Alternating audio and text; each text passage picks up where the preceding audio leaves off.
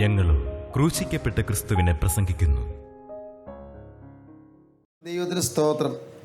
യോനാപ്രവാചകന്റെ പുസ്തകം 2-ാം അധ്യായത്തിന്റെ 9-ാം വാക്യത്തിൽ എന്ത് പറയുന്നു? വായിക്കാം. ഞാനോ സ്തോത്രനാദത്തോടെ നിനക്ക് യാഗമർപ്പിക്കും. സ്തോത്രനാദത്തോടെ നിനക്ക് യാഗമർപ്പിക്കും. അതിനെ യഥാസ്ഥാനപ്പെടുത്തിയാൽ, നീ എന്നെ നഷ്ടപ്പെട്ട പദവിയിലേക്ക് തിരികെ കൊണ്ടുവന്നാൽ, സ്തോത്രനാദത്തോടെ ഞാൻ നിനക്ക് യാഗമർപ്പിക്കും. നേർന്നിരിക്കുന്നത് ഞാൻ കഴിക്കും. നേർന്നിരിക്കുന്നത് ഞാൻ കഴിക്കും. ഒരിക്കൽ ഞാൻ നേർന്നതാണ്, ഒരിക്കൽ സമർപ്പണം എടുത്തതാണ്, ഒരിക്കൽ നിന്നോട് വാക്ക് പറഞ്ഞതാണ്. ഇനി കോപിക്കുകയില്ല എന്ന് ഞാൻ പറഞ്ഞതാണ്, ഇനി മദ്യപിക്കുകയില്ല എന്ന് ഞാൻ പറഞ്ഞതാണ്, എൻ്റെ ഭാര്യയെ ഉപദ്രവിക്കുകയില്ല എന്ന് ഞാൻ പറഞ്ഞതാണ്, ആ സാധുവിനെ ഇനി മർദ്ദിക്കുകയില്ല എന്ന് ഞാൻ പറഞ്ഞതാണ്, എൻ്റെ ഒരു വാക്ക് കൊണ്ടുപോലുള്ള വേദനിപ്പിക്കാൻ ഇടവരികയില്ല എന്ന് പറഞ്ഞതാണ്. കർത്താവേ, എൻ്റെ ഭർത്താവിനെ ദുഃഖിപ്പിക്കാൻ ഒരിക്കലും എനിക്ക് വരികയില്ല എന്ന് പറഞ്ഞതാണ്. എൻ്റെ ഭർത്താവിൻ്റെ പ്രയാസത്തെ സഹതപിക്കുമെന്ന് ഞാൻ പറഞ്ഞ് വാക്ക് പറഞ്ഞതാണ്. പക്ഷേ ഇന്ന് ഞാൻ എപ്പോഴും ചോദ്യം ചെയ്തുകൊണ്ടിരിക്കുകയാണ് അദ്ദേഹത്തിൻ്റെ കുറ്റങ്ങൾ കണ്ടുകൊണ്ടിരിക്കുകയാണ്. ഇന്ന് ഞങ്ങൾ തമ്മിലൊരു പരസ്പര ചേർച്ചയില്ലാതിരിക്കുകയാണ്. ഞാനാണ് ഉത്തരവാദി കർത്താവേ. ഞാൻ നേർന്നതായിരുന്നു, പക്ഷേ നേർച്ചയെല്ലാം ലംഘിച്ചു കഴിഞ്ഞു. ദൈവത്തിന് സ്തോത്രം. നിന്നോട് ഞാൻ പറഞ്ഞ സമർപ്പണത്തിൽ ഞാൻ പുറകോട്ട് പോയിരിക്കുന്നു. കർത്താവേ, തെറ്റുപറ്റിപ്പോയിരിക്കുന്നു.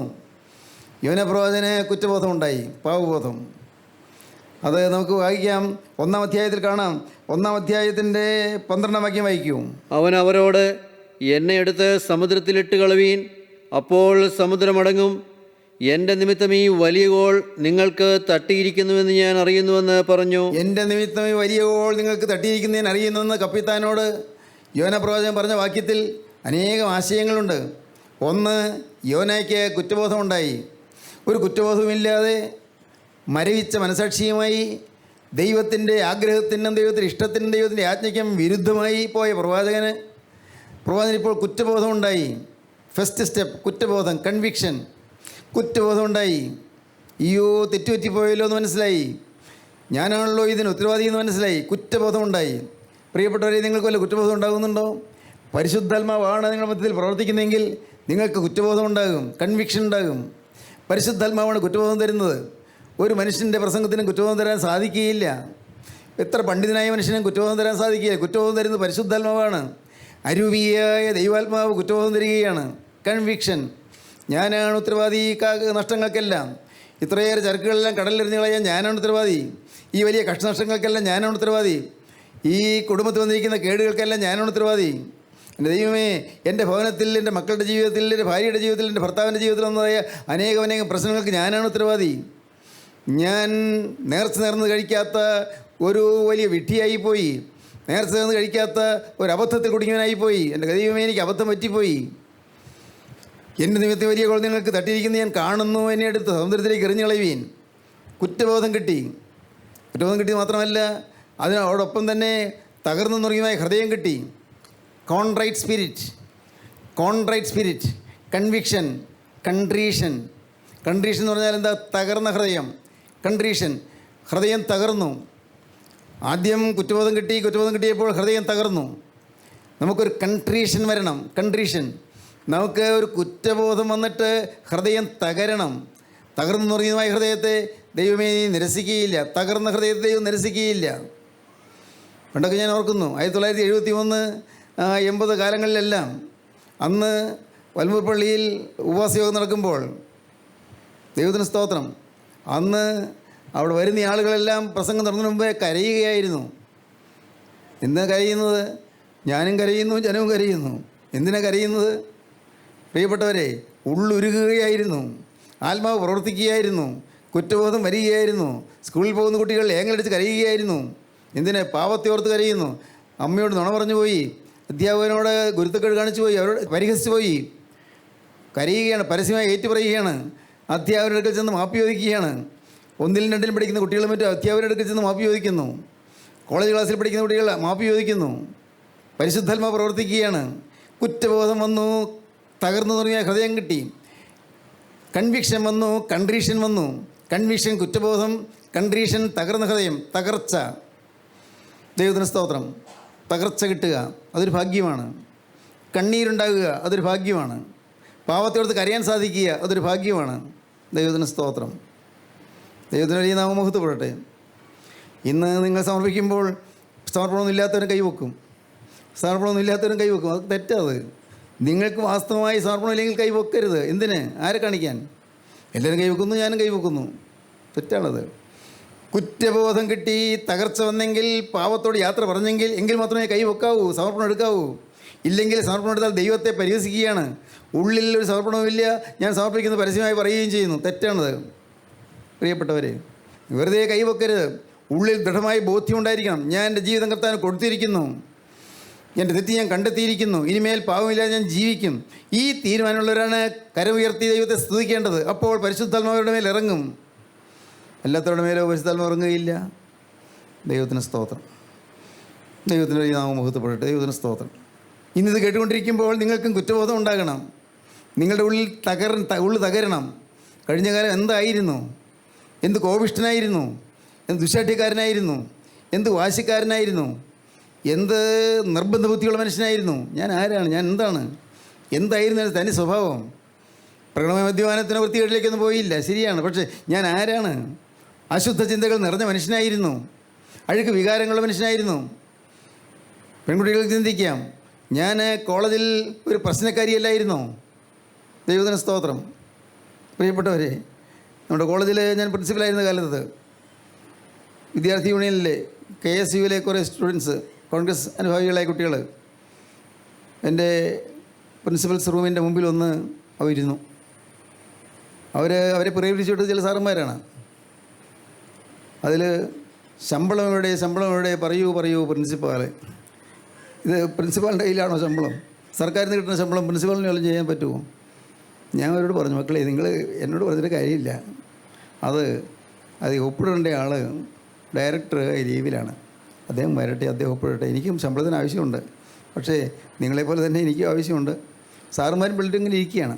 പിള്ളേർക്ക് ആർക്കും ആവശ്യം ഉണ്ടായിട്ടില്ല. സാറുമാർ പ്രേരിപ്പിച്ചു, ശമ്പളം എവിടെയെന്ന് പറയാൻ പറഞ്ഞു. പാവങ്ങൾ, വിവരമില്ലാത്ത കുട്ടികൾ ഇങ്ങനെയെല്ലാം എന്തെല്ലാം കാണിക്കുന്നു.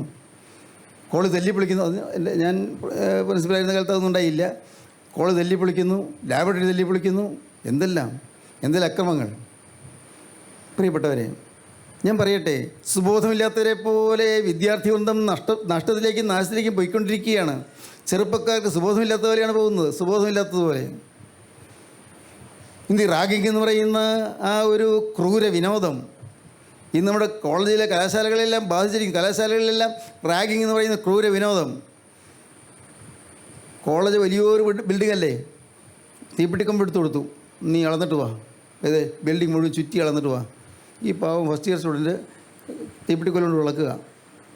അവൻ തിരിച്ച് വന്നപ്പോഴവൻ പറഞ്ഞു, കുറേ നേരം കൊണ്ട് പാവം അളന്ന് കഴിഞ്ഞത്. കതച്ചുകൊണ്ട് വന്നിട്ട് അവൻ പറഞ്ഞു, ഇത്ര അളവാണ് കിട്ടിയത്. അല്ല, അത് തെറ്റാ, നീ ഇത് ശരിയായിട്ട് അളന്നില്ല, ഒന്നുകൂടി അളന്നിട്ട് വാ. പാവം രാത്രി ചുറ്റി നടന്നിങ്ങനെ അളന്നിട്ട് വരുന്നു. ഈ ക്രൂര വിനോദം. പിന്നെ അവിടെ നീ വന്നല്ലേ, ഇരിക്കുക. എവിടെയാ? സീറ്റൊന്നുമില്ല. സീറ്റില്ലാതെ ഇരിക്കുക, അന്തരീക്ഷത്തിലിരിക്കുക. എന്തൊരു കഷ്ടപ്പാടാണ്. കുറേ നേരമായപ്പോഴും ഞെളിവിരി കൊണ്ടു. ഉടനെ പുറത്തേക്ക് ആ ഞടി. നീ ഇരിക്കാൻ പറഞ്ഞിട്ട് ഇരിക്കുന്നില്ലല്ലേ? പ്രിയപ്പെട്ട സുബോധം കെട്ട വിദ്യാർത്ഥി വൃന്ദം, വിദ്യാർത്ഥികളാരും കേൾക്കുന്നുണ്ടോ? സുബോധമില്ലാതെ പോകുന്നു. പിശാചിൻ്റെ പിണിയാളുകളായിത്തീരുന്നു. സാത്താൻ്റെ കയറ സൂക്ഷിപ്പുകാരായിത്തീരുന്നു. നഷ്ടമാണ്. കൺട്രീഷൻ വരട്ടെ.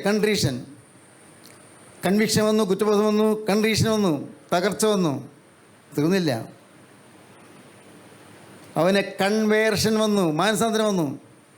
എൻ്റെ നിമിത്തം ഈ വലിയ ഗോൾ നിങ്ങൾക്ക് തട്ടിയിരിക്കുന്നതെന്ന് ഞാൻ കാണുന്നു. കൺവേർഷൻ വന്നു, മാനസാന്തരം വന്നു. ഇന്ന് ഏതെല്ലാം തരത്തിൽ ജീവിതം പാഴാക്കിയവരാണെങ്കിലും നിങ്ങൾക്ക് മാനസാന്തരം വരട്ടെ. ചെയ്ത് തെറ്റിനോർത്തുള്ളതായി അനുതാപം വരട്ടെ. അയ്യോ, തെറ്റുപറ്റിപ്പോയല്ലോ കർത്താവേ എന്നുള്ള നിലവിളി വരട്ടെ. ഞാൻ എന്തെല്ലാമാണ് കാട്ടിക്കൂട്ടിയത്, ഞാൻ എന്തെല്ലാമാണ് ചെയ്തു പോയെന്നുള്ളതായ അനുതാപം വരട്ടെ. കൺവേർഷൻ, മാനസാന്തരം വന്നു. ഇന്ന് മാനസാന്തരം എന്ന് പറയുന്ന വാക്ക് നിങ്ങൾക്ക് പലർക്കും രുചിക്കുന്നുണ്ടോ എനിക്ക് അറിഞ്ഞുകൂടാ. എനിക്കത് തേനിലും തേൻകട്ടയിലും മധുരമായ വാക്കാണ് മാനസാന്തരം. എന്നെ ഇന്നത്തെ ഈ സമാധാനത്തേക്ക് നയിച്ചത് മാനസാന്തരമാണ്. 17-ാമത്തെ വയസ്സ് കിട്ടിയ മാനസാന്തരമാണ് എന്നെ നടത്തിയത്, നയിച്ചത്, ഇന്നുവരെയും ഐശ്വര്യമായി കൊണ്ടുവന്നത്. മാനസാന്തരം. പ്രിയപ്പെട്ടവരെ, നിങ്ങൾ മാനസാന്തരപ്പെടുക. പടിഞ്ഞാറോട്ട് പോകുന്ന മനുഷ്യൻ നേരെ തിരിഞ്ഞ് കിഴക്കോട്ട് നടക്കുക. കുഴൽതാമിലേക്ക് പോകുന്ന മനുഷ്യൻ ഇനിയില്ല എന്ന് തീരുമാനിച്ച് സകല ദിനയോട് യാത്ര പറഞ്ഞ് തിരികെ വരിക. വഴക്കുണ്ടാക്കുന്ന മനുഷ്യൻ ഇനിയില്ല, ആയുസ്സിലില്ല എന്ന് ദൈവത്തോട് വാക്ക് പറഞ്ഞിട്ട് തിരികെ വരിക. മാനസാന്തരം. യോഹന്നാപ്രവാചകന് മാനസാന്തരം ഉണ്ടായി, കൺവേർഷൻ ഉണ്ടായി. Conviction, contrition, conversion. ദൈവത്തിന് സ്തോത്രം. പിന്നെ എന്താണ് ഉണ്ടായത്? കൺഫെഷൻ. എന്താ കൺഫെഷൻ? കുമ്പസാരം. യോന പ്രവാചകൻ തന്നെത്താൻ പറഞ്ഞു എനിക്ക് തെറ്റുപറ്റിപ്പോയി കർത്താവേ എന്ന്. അയ്യോ എനിക്ക് അബദ്ധം പറ്റിപ്പോയി എന്ന് പറഞ്ഞു. അവിടെ തന്നോട് സംസാരിച്ച ആ കപ്പിത്താനോടും പറഞ്ഞു, ഞാൻ അബദ്ധത്തിലായിപ്പോയി, ഞാൻ നിമിത്തമാണ് ഈ വലിയ കോൾ തട്ടിയിരിക്കുന്നത്, എൻ്റെ നിമിത്തം നിങ്ങൾക്ക് ഈ വലിയ കോൾ തട്ടിയിരിക്കുന്നത് ഞാൻ കാണുന്നു. ഈ പ്രവാചകന് മാനസാന്തരം ഉണ്ടായി, അതോടൊപ്പം കുമ്പസാരം ഉണ്ടായി, ഏറ്റുപറച്ചിലുണ്ടായി. കുമ്പസാരം എന്ന് പറഞ്ഞാൽ ഇന്നത്തെ രീതിയിലുള്ളതായ പേരിലുള്ള കുമ്പസാരമല്ല. അതൊക്കെ ഇന്ന് എന്താ വലിയ ചില ചടങ്ങുകൾ. അച്ഛൻ്റെ മുമ്പിൽ ചെന്ന് മുട്ടുകുത്തി അച്ഛനും കുറേ കാര്യങ്ങളൊക്കെ പറഞ്ഞു. എന്തെങ്കിലും പറയാനുണ്ടോ? വാക്ക് പറയില്ല. പിന്നെ ചോദിച്ചു, അല്ല ഒന്നും പറയാനില്ലേ? അച്ഛനോട് തലയെ കൈവച്ചു പ്രാർത്ഥിച്ചു, എഴുന്നേറ്റ് പോയി. പ്രിയപ്പെട്ടവരെ, ഇതെല്ലാമല്ലേ ഈ ഇന്ന് നടക്കുന്ന കുമ്പസാരങ്ങൾ? ഞാൻ പരിഹാസത്തിൽ പറഞ്ഞതല്ല കേട്ടോ. അനേകം കുമ്പസാരങ്ങളും കള്ളക്കുമ്പസാരങ്ങളാണ്. പാവങ്ങളൊന്നും പറയില്ല. ദൈവത്തിന് സ്തോത്രം. പാപങ്ങളൊന്നും കൃത്യമായി പറയുകയില്ല, അതിന് വേദനയില്ല. ദൈവസന്നിധിയിൽ നിന്ന് കൺട്രീഷൻ കിട്ടിയിട്ട്, ദൈവസന്നിധിയിൽ നിന്ന് കൺവേർഷൻ കിട്ടിയിട്ട്, ദൈവസന്നിധിയിൽ നിന്ന് വാസ്തവമായ മാനസാന്തരം കിട്ടിയിട്ട്, കൺവേർഷൻ കിട്ടിയിട്ട് വേണം കുമ്പസാരിക്കാൻ. എന്നിട്ടാണ് പാവം ഏറ്റു പറയുന്നത്. ഇതൊന്നും ഇല്ലാതെ ഒന്ന് ചുമ്മാ എന്തോ പാവമൊന്നും ഏറ്റു പറയാതെ ചെന്ന് അച്ഛൻ തലയെ കഴിച്ച് പ്രാർത്ഥിച്ചു, പാവമെല്ലാം മോഹിച്ചു, പാവങ്ങൾ വിശ്വസിച്ചുകൊണ്ട് പോയിരുന്നു. പാവം അവിടെ തന്നെയുണ്ട്. കള്ളക്കുമ്പസാരം നടത്തി എന്നുള്ള വേറൊരു പാവം കൂടി വരും. ഒരു പാവം കൂടി അല്ലേ? ഇന്നത്തെ കുമ്പസാരങ്ങളൊക്കെ അങ്ങനെയല്ലേ? ദൈവത്തിന് സ്തോത്രം. വേദപുസ്തകം എന്ന് പറയുന്നു, തൻ ലംഘനങ്ങളെ മറയ്ക്കുന്നതിന് ശുഭം വരികയില്ല, ഏറ്റു പറഞ്ഞ് ഉപേക്ഷിക്കുന്നതിനോ കരുണ ലഭിക്കും. മകനെ, ഇസ്രായേലിന് ദൈവമായ യഹോവയ്ക്ക് മഹത്വം കൊടുത്ത് അവനോട് ഏറ്റു പറയുക, എന്നോട് നീ മറച്ചു വയ്ക്കരുത്. എല്ലാം കൃത്യമായി ആകാൻ പറഞ്ഞു. അതെന്ത് വിഷയമല്ലാത്തതുകൊണ്ട് അതിലേക്ക് കിടക്കുന്നില്ല. കൃത്യമായി പാവയേറ്റ് പറയണം, വേദനയോടെ പാവയേറ്റ് പറയണം. ഇനിമേൽ അത് ഉണ്ടാവുകയില്ല എന്നുള്ള തീരുമാനത്തോടെ പാവയേറ്റ് പറയണം. ലംഘനങ്ങൾ മറയ്ക്കുന്നതിന് ശുഭം വരികയില്ല, അവ ഏറ്റുപറഞ്ഞ് ഉപേക്ഷിക്കുന്നവനോ കരുണ ലഭിക്കും. ഉപേക്ഷിക്കണം. ഇനി അത് ആവർത്തിക്കരുത്. ഞാൻ കോപിച്ചു പോയി എന്ന് പറഞ്ഞിട്ട് പിന്നെ ആവർത്തിക്കരുത്. പാവം ഏറ്റു പറഞ്ഞാൽ പിന്നീട് ആ പാവം ആവർത്തിക്കരുത്. കൺട്രീഷൻ കിട്ടി, മാത്രമല്ല കൺവേർഷൻ കിട്ടി. ദൈവത്തിന് സ്തോത്രം. പ്രവാചകന് ഈ കുറ്റബോധം കിട്ടി, ഒപ്പം തകർന്ന ഹൃദയം കിട്ടി. മാത്രമല്ല പ്രവാചകൻ ഇതെല്ലാം മാനസാന്തരത്തെ ഉദ്ദേശിച്ചുകൊണ്ട്, കൺവേർഷനെ ഉദ്ദേശിച്ചുകൊണ്ട് പ്രവാചകൻ എല്ലാം തുറന്നു പറയുകയാണ്. എൻ്റെ നിമിത്തം വലിയ കോളം നിങ്ങൾക്ക് തട്ടിയിരിക്കുന്നതെന്ന് ഞാൻ കാണുന്നു. ദൈവത്തിന് സ്തോത്രം. ദൈവത്തിന് സ്തോത്രം. പ്രിയപ്പെട്ടവരെ, ഇങ്ങനെ പ്രവാചകന് ഈ ചില അനുഭവങ്ങൾ കിട്ടിയപ്പോൾ, ദൈവത്തിന് സ്തോത്രം, പ്രവാചകന് ഈ ചില അനുഭവങ്ങൾ ലഭിച്ചപ്പോൾ പ്രവാചകൻ ഏറ്റുപറഞ്ഞ് സത്യമായും പാവത്തെ ഓർത്ത് അനുദപിച്ച് ഇനിമേൽ ആവർത്തിക്കുകയില്ല തീരുമാനിച്ച് അനുതാപം കിട്ടിയപ്പോൾ, അപ്പോഴിതാ ദൈവം നിയോഗിച്ച മീൻ കടലിൻ്റെ അടിയിൽ വന്ന് നിന്ന് കഴിഞ്ഞു. മീൻ, മഹാമത്സ്യം കടലിൻ്റെ അടിയിൽ, ആ മത്സ്യം വായു പിളർന്ന് നിൽക്കുന്നു. പ്രവാചകൻ വെള്ളത്തിലേക്ക് വരും. ആ വെള്ളത്തിൽ വീഴുന്ന പ്രവാചകനെ വിഴുങ്ങാനായി മത്സ്യം വായു പൊളിച്ചുകൊണ്ട് നിൽക്കുന്നു. കപ്പൽ നീങ്ങുന്നു, മത്സ്യവും നീങ്ങുന്നു. കപ്പൽ പടിഞ്ഞാറോട്ട് പോകുന്നു, മത്സ്യവും പടിഞ്ഞാറോട്ട് പോകുന്നു. അങ്ങനെ കപ്പൽ നീങ്ങി അത് ജിബ്രാൾട്ടർ കടലെടുക്ക് കടന്ന്, മെഡിറ്ററേനിയൻ കടലിൽ നിന്ന് അറ്റ്ലാന്റിക് സമുദ്രത്തിലേക്കുള്ള ജിബ്രാൾട്ടർ കടലെടുക്ക് കടന്ന് കപ്പലും ഒപ്പം മഹാമത്സ്യവും അറ്റ്ലാന്റിക് മഹാസമുദ്രത്തിലേക്ക് കിടക്കുന്നു. ആഫ്രിക്കയുടെ പടിഞ്ഞാറേ തീരം പറ്റി, ഓരം ചുറ്റി പടിഞ്ഞാറേ തീരം പറ്റി ആ മത്സ്യം അങ്ങ് തെക്കോട്ട് പായുന്നു. തെക്ക് ഗുഡൂപ്പുമനം ചുറ്റി ആഫ്രിക്കയുടെ തെക്കേറ്റം ചുറ്റി ഇന്ത്യൻ മഹാസമുദ്രത്തിലേക്ക് പ്രവേശിക്കുന്നു. ഇന്ത്യൻ മഹാസമുദ്രത്തിൽ കൂടി നേരെ വടക്കോട്ട് ആഫ്രിക്കയുടെ കിഴക്കേ തീരം പറ്റി മത്സ്യം മുന്നോട്ട് ഓടുന്നു. പ്രിയപ്പെട്ടവരെ, എന്തൊരു അത്ഭുതം! 3 ദിവസം കൊണ്ട് ഈ മത്സ്യം 5000 മൈൽ സഞ്ചരിച്ചു. എന്തൊരു അത്ഭുതം! ആരാ? ഈ കടാച്ചരക്കം ചുമന്നുകൊണ്ട്. കാരണം മത്സ്യത്തിൻ്റെ വയറ്റിൽ കടാച്ചരക്ക് ചെന്നപ്പോൾ ആ മത്സ്യത്തിന് സ്വസ്ഥതയില്ലാതായി.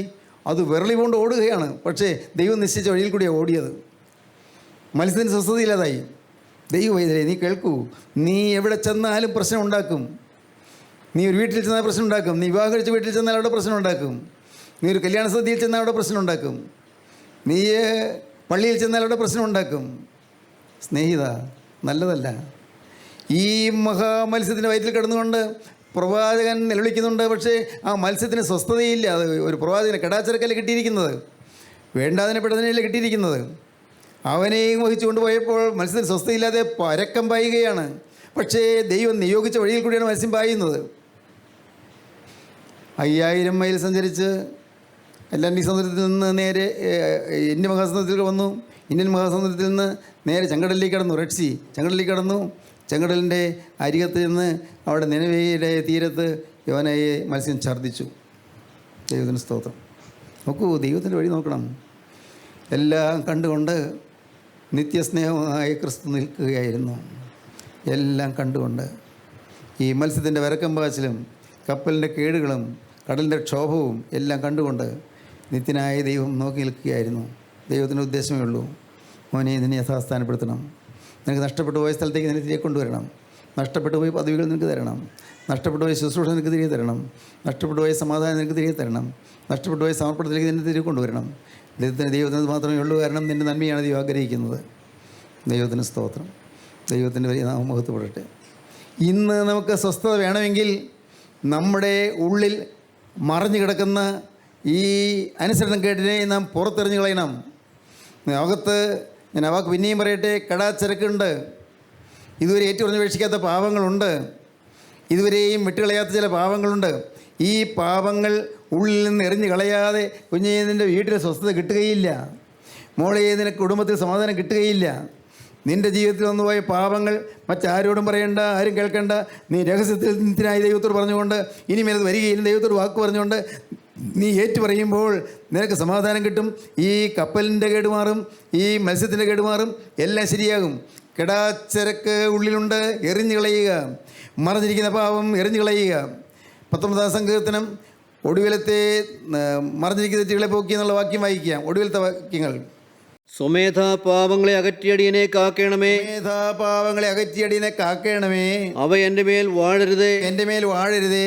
എന്നാൽ ഞാൻ നിഷ്കളങ്കനും മഹാപാതകരഹിതനുമായിരിക്കും. ഞാൻ നിഷ്കളങ്കനും മഹാപാതകരഹിതനുമായിരിക്കും. എൻ്റെ പാറയും എൻ്റെ വീണ്ടെടുപ്പുകാരനായ യഹോവേ, എൻ്റെ വായിലെ വാക്കുകളും എൻ്റെ ഹൃദയത്തിലെ ധ്യാനവും നിനക്ക് പ്രസാദമായിരിക്കുമാറാകട്ടെ. ഇത്രയും കാലം എൻ്റെ വായിലെ വാക്കുകൾ നിനക്ക് പ്രസാദമായിരുന്നില്ല കർത്താവേ, എൻ്റെ ജീവിതത്തിലെ പ്രവൃത്തികളൊന്നും നിനക്ക് പ്രസാദമായിരുന്നില്ല. എന്നാൽ ഇപ്പോൾ നാഥ, തൻ്റെ തെറ്റുകളെ ഗ്രഹിക്കുന്നവനാര്? മറഞ്ഞിരിക്കുന്ന തെറ്റുകളെ പോക്കി എന്നെ മോചിക്കണമേ. അതാണ് അതിന് മുമ്പ് അത് വെച്ച്. തൻ്റെ തെറ്റുകളെ ഗ്രഹിക്കുന്നവനാര്? തെറ്റുകളെ ഗ്രഹിക്കുന്നവനാര്? മറഞ്ഞിരിക്കുന്ന തെറ്റുകളെ പോക്കി എന്നെ മോചിക്കണമേ. മറഞ്ഞിരിക്കുന്ന തെറ്റുകളെ പോക്കി എന്നെ മോചിക്കണം. മറഞ്ഞിരിക്കുന്ന തെറ്റുകളുണ്ട്, ഇതെല്ലാം ഒന്ന് ക്ഷമിച്ചു തരണമേ. മറഞ്ഞിരിക്കുന്ന തെറ്റുകളെ പോക്കി എന്നെ മോചിക്കണമേ. സ്വമേധാഭാവങ്ങളെ അകറ്റിയടിയനെ കാക്കണമേ. എൻ്റെ മേൽ വാഴരുതേ. സ്തോത്രം. പ്രിയപ്പെട്ടവരെ, എല്ലാം ഏറ്റുപറയുക. ആരോടും ആലോചന ചോദിക്കണ്ട. ഭർത്താവിനോട് പറയണ്ട, ഭാര്യയോട് പറയണ്ട, അമ്മയോട് പറയണ്ട, അപ്പനോട് പറയണ്ട, മക്കളോടും പറയണ്ട. ഞാൻ പറയാം, നിങ്ങൾ തകർന്ന ഹൃദയത്തോടെ കൺട്രീഷൻ, നിങ്ങൾ നുറുങ്ങിയ മനസ്സോടെ, നിങ്ങൾ മേൽ പാവം ചെയ്യില്ല എന്നുള്ള ദൃഢനിശ്ചയത്തോടെ നിങ്ങളുടെ ഹൃദയത്തിൽ സമർപ്പണം എടുത്തുകൊണ്ട് നിങ്ങൾ കൺവേർഷൻ പ്രാപിക്കുക, നിങ്ങൾ കൺഫെഷൻ ചെയ്യുക, പാവേറ്റ് പറയുക. നിങ്ങൾക്ക് മാനസാന്തരം ഉണ്ടാകട്ടെ. ദൈവത്തിന് സ്തോത്രം. പ്രിയപ്പെട്ടവരെ, ദൈവത്തിൻ്റെ വലിയ നാമം മഹത്വപ്പെടട്ടെ. അപ്പോൾ ദൈവം പ്രവർത്തിക്കും. സ്തോത്രം. യോന പ്രവാചകൻ ആ മത്സ്യത്തിൻ്റെ വയറ്റിൽ കിടന്നുകൊണ്ട് പ്രാർത്ഥന തുടങ്ങി. പ്രാർത്ഥന അതാണ് 2-ാം അധ്യായം മുഴുവൻ. 2-ാം അധ്യായം വായിച്ചേ. യോന മത്സ്യത്തിൻ്റെ വയറ്റിൽ വെച്ച് തൻ്റെ ദൈവമായ യഹോവയോട് പ്രാർത്ഥിച്ച് പറഞ്ഞത് എന്തെന്നാൽ, ഞാൻ എൻ്റെ കഷ്ടത നിമിത്തം യഹോവയോട് നിലവിളിച്ചു, അവൻ എനിക്ക് ഉത്തരമരുളി. ഞാൻ പാതാളത്തിൻ്റെ വയറ്റിൽ നിന്ന് അയ്യം വിളിച്ചു, നീ എൻ്റെ നിലവിളി കേട്ടു. നീ എന്നെ സമുദ്രമധ്യേ ആഴത്തിലിട്ട് കളഞ്ഞു. പ്രവാഹം എന്നെ ചുറ്റി, നിൻ്റെ ഓളങ്ങളും തിരകളുമെല്ലാം എൻ്റെ മീതെ കടന്നുപോയി. നിൻ്റെ ദൃഷ്ടിയിൽ എനിക്ക് നീക്കം വന്നിരിക്കുന്നു. എങ്കിലും ഞാൻ നിൻ്റെ വിശുദ്ധ മന്ദിരത്തിലേക്ക് നോക്കിക്കൊണ്ടിരിക്കും എന്ന് ഞാൻ പറഞ്ഞു. ഞാൻ ഉയരത്തിലേക്ക്, ദൈവസന്നിധിയിലേക്ക് ഞാൻ നോക്കിക്കൊണ്ടിരിക്കും. വെള്ളം പ്രാണനോളം എന്നെ വളഞ്ഞു, വെള്ളം പ്രാണനോളം എന്നെ വളഞ്ഞു. ആഴി എന്നെ ചുറ്റി, ആഴി എന്നെ ചുറ്റി. കടൽ പുല്ലെൻ്റെ തലപ്പാവായിരുന്നു, പുല്ല് എനിക്ക് തലപ്പാവായിരിക്കുന്നു. ഞാൻ പർവ്വതങ്ങളുടെ അടിവാരങ്ങളോളം ഇറങ്ങി, പർവ്വതങ്ങളുടെ അടിവാരങ്ങളോളം സമുദ്രത്തിൻ്റെ ആഴങ്ങളിലേക്ക് ഞാൻ ഇറങ്ങിപ്പോയി. ഭൂമി തൻ്റെ ഓടാമ്പലുകളാൽ എന്നെ സദാകാലത്തേക്ക് അടച്ചിരുന്നു. ഭൂമി തൻ്റെ ഓടാമ്പലുകളാൽ എന്നെ എന്നേക്കുമായി അടച്ചു വെച്ച് കഴിഞ്ഞിരിക്കുന്നു. നീയോ എൻ്റെ ദൈവമായ യഹോവേ, എൻ്റെ പ്രാണനെ കുഴിയിൽ നിന്ന് കയറ്റിയിരിക്കുന്നു. കർത്താവേ, നീ എൻ്റെ പ്രാണനെ കുഴിയിൽ നിന്ന് കരയറ്റുവാൻ കഴിവുള്ളവനാണല്ലോ. ഇപ്പോൾ ഞാൻ വിശ്വസിക്കട്ടെ, നീ എൻ്റെ പ്രാണനെ കുഴിയിൽ നിന്ന് കരയറ്റിയിരിക്കുന്നു.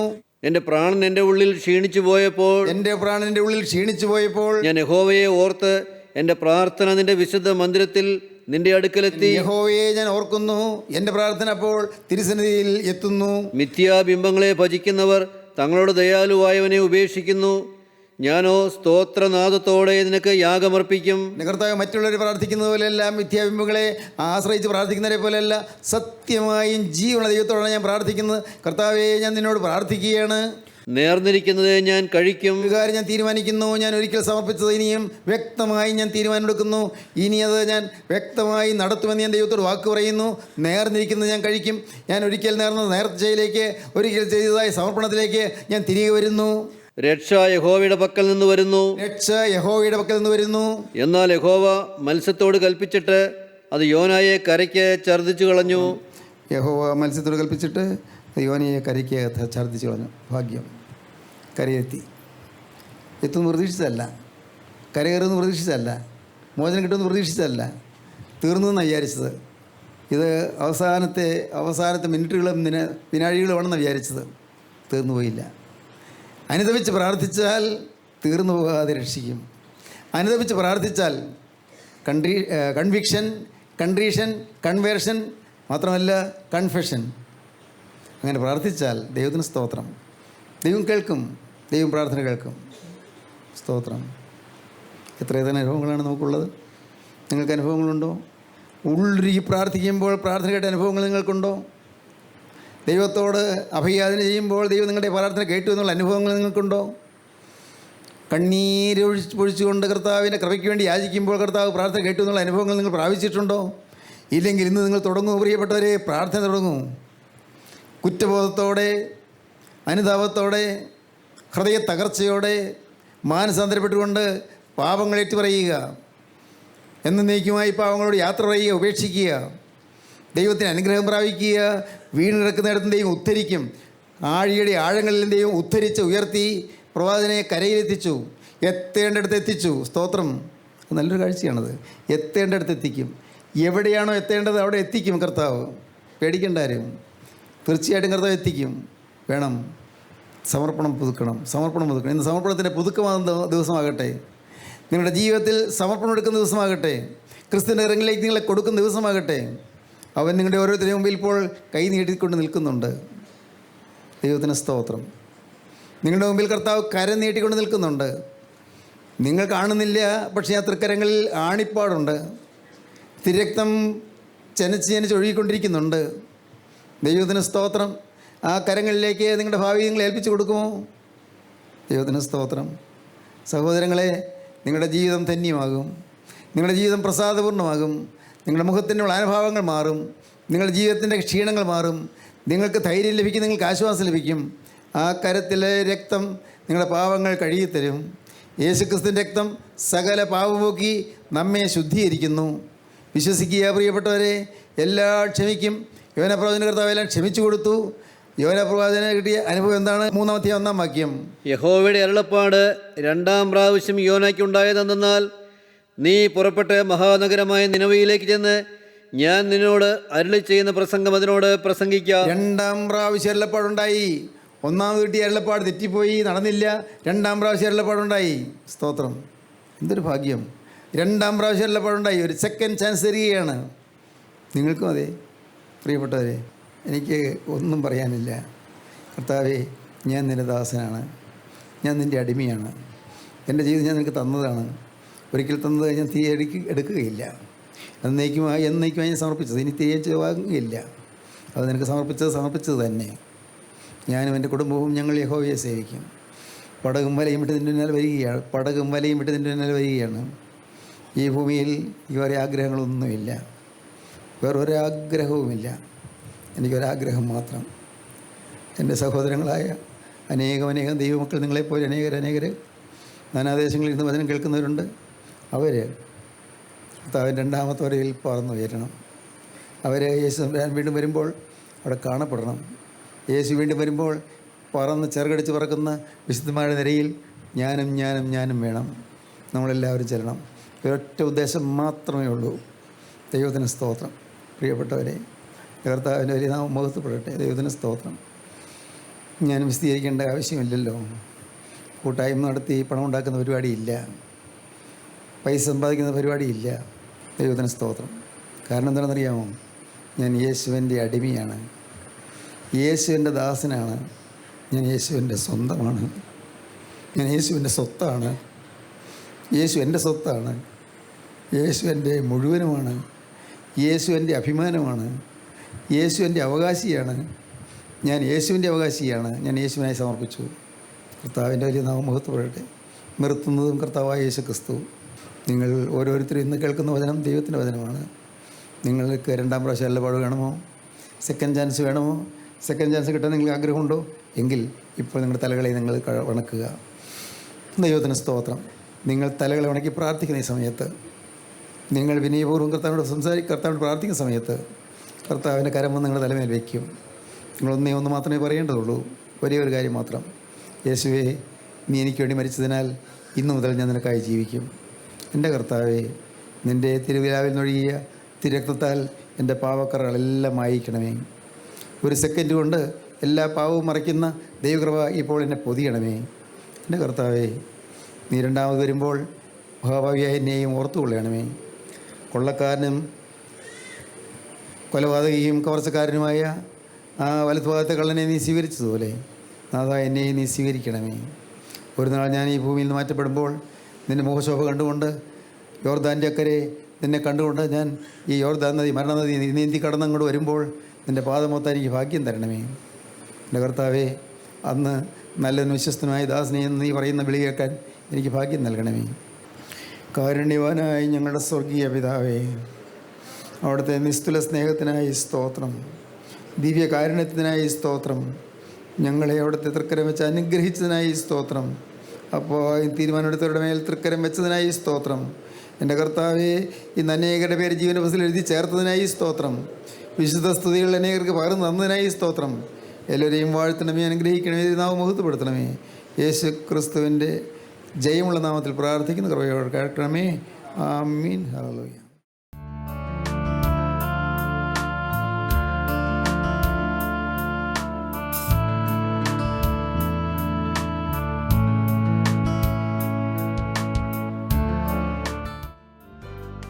അമൃതധാര എല്ലാ ശനിയാഴ്ചയും രാവിലെ 6:30 മുതൽ 7 മണി വരെ നിങ്ങളുടെ സൂര്യ TV-യിൽ.